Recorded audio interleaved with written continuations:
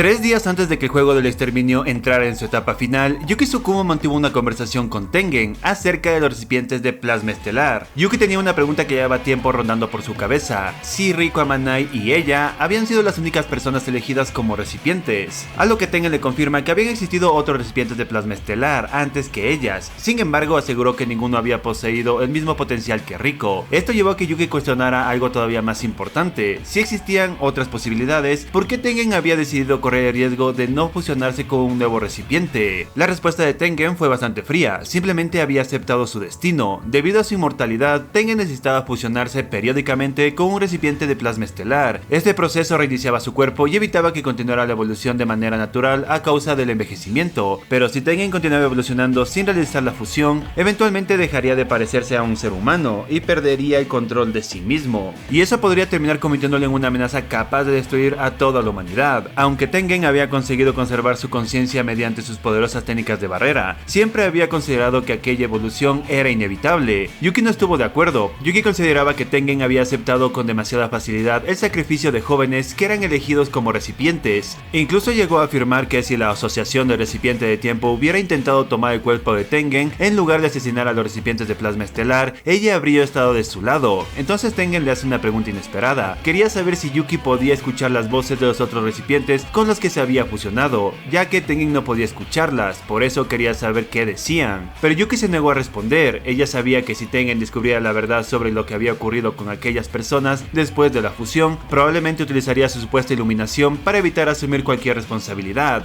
Yuki había sido un recipiente de plasma estelar y precisamente por eso consideraba que no tenía ninguna obligación de facilitarle las cosas a Tengen, pero la conversación fue interrumpida. Tengen sintió que una amenaza se acercaba y mientras expresaba que le habría gustado continuar hablando con Yuki, alguien irrumpe violentamente en el lugar. Kenyaku había atravesado una de las paredes de la barrera vacía, situada sobre las tumbas del corredor estelar, y no llegó solo. Choso apareció inmediatamente frente a él. Kenyaku, sin embargo, aseguró que Choso ya no le interesaba. Le preguntó dónde estaba Tengen, y Choso respondió burlándose de él, diciéndole que aquel pulgar parlante no quería hablar con alguien tan desagradable como él. Kenyaku simplemente lo consideró un guardia demasiado entusiasta. Después explicó algo todavía más preocupante: para él el juego del exterminio ya había cumplido su propósito. Todo aquello no era más que un preludio del verdadero ritual que estaba preparando. Choso quedó desconcertado. Desde su perspectiva, todavía era demasiado pronto para afirmar que el juego había terminado, y lo primero que pasó por su cabeza fueron Yuji y los demás. Kenyaku, en cambio, estaba completamente seguro de sí mismo. Si conseguía capturar a Tengen, el mundo estaría acabado. Entonces decidió mostrarle a Choso una posible visión del futuro. Utilizando su dominio sobre las barreras, transformó aquel espacio vacío en algo parecido a una sala de cine. Kenyaku recordó las palabras que Yuki había pronunciado al final del incidente de Shibuya: si la energía maldita de Japón era optimizada mediante Tengen, eventualmente todos los habitantes del país podrían convertirse en hechiceros. Pero Kenyaku aclaró algo: aquello no era su objetivo final. A diferencia de Yuki, él nunca había querido eliminar las maldiciones del mundo. Lo que realmente buscaba era algo mucho más extraño. Kenyaku llevaba siglos persiguiendo la posibilidad de crear una nueva forma de energía maldita, algo que trascendiera tanto a las maldiciones como a los hechiceros. Por eso había depositado tantas expectativas en los úteros malditos, pinturas de la muerte. Creía que la combinación entre humanos y maldiciones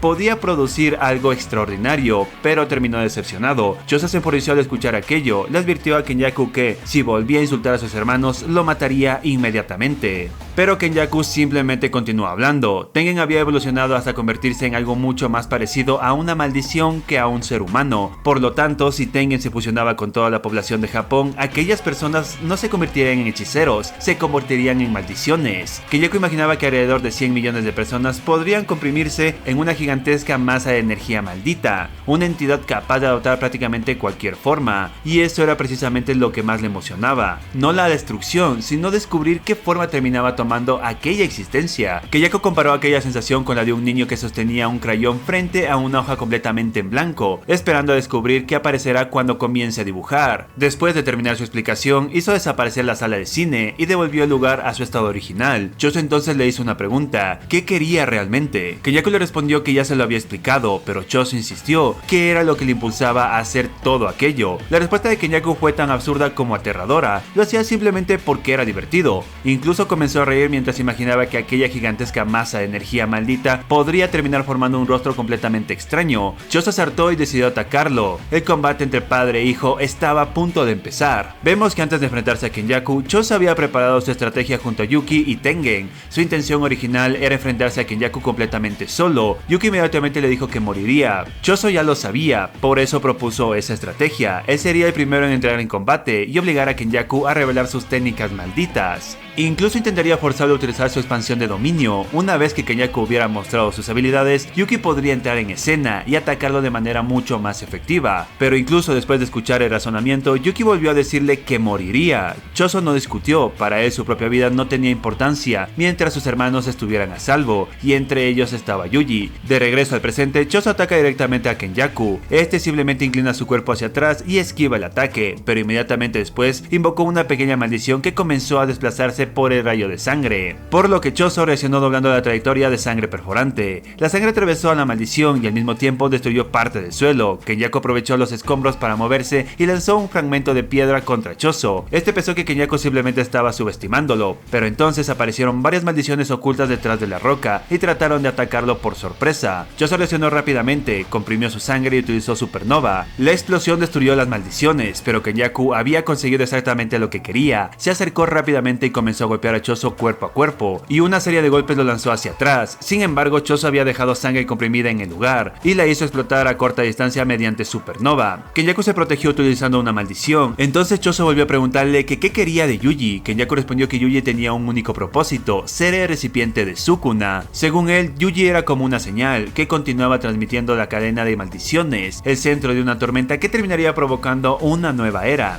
Choso se enfureció, no podía aceptar que Yuji fuera presentado como la causa de todo aquel sufrimiento. Para Choso, el verdadero responsable era Kenyaku, pero mientras estaba distraído, varias maldiciones aparecieron desde abajo del suelo y lo sujetaron por sus piernas. Kenyaku lo derribó y comenzó a pisotearlo, además se burló de él. Ya sabía que Choso estaba intentando obligar a revelar sus técnicas para proteger a Yuji, y aseguró que hasta ese momento solo había utilizado maldiciones débiles. Según Kenyaku, probablemente ni siquiera necesitaba esforzarse demasiado para derrotarlo. Entonces comenzó a insultar a Choso y a sus hermanos, llamándolos creaciones fallidas. Incluso le afirmó a Choso que debería sentirse agradecido de que alguien hubiera llegado a tener grandes expectativas sobre ellos. Aquellas palabras terminaron de despertar la rabia de Choso, intentando agarrar la pierna de Kenyaku, pero este respondió invocando una enorme cantidad de maldiciones parecidas a 100 pies. Las criaturas golpearon a Choso y lo lanzaron por los aires. Después lo estrellaron violentamente contra el suelo. Su ropa quedó destrozada y su cuerpo estaba completamente herido. Kenyaku parecía tener la victoria asegurada, y entonces explicó algo importante. Para un hechicero, alcanzar el grado especial significa poseer suficiente poder como para derrocar naciones enteras. Un ejemplo evidente era Satoru Gojo y otro era Suguru Geto, ya que gracias a su manipulación de espíritus malditos, Geto podía controlar un ejército de maldiciones. Incluso una maldición aparentemente débil podía ser reforzada con energía maldita y convertirse en una amenaza capaz de superar a un hechicero de primer grado. Choso estaba prácticamente derrotado. Tengen le pidió a Yuki que interviniera, pero Yuki se negó, ya que todavía quería ver qué más podía hacer Choso, y tenía razón, porque Choso todavía no había terminado. Este comenzó a cuestionarse como hermano mayor. Ni siquiera había conseguido golpear a Kenyaku una sola vez, sentía que había fracasado, pero entonces pensó en sus hermanos y recordó por qué estaba luchando. No podía rendirse, no mientras Yuji y los demás siguieran dependiendo de él. Choso se levantó y volvió a atacar. Recordó las palabras y las imágenes de sus hermanos. Cada recuerdo le proporcionaba una dosis de fuerza. Entonces gritó que sus hermanos menores debían disparar y lanzó otra sangre perforante.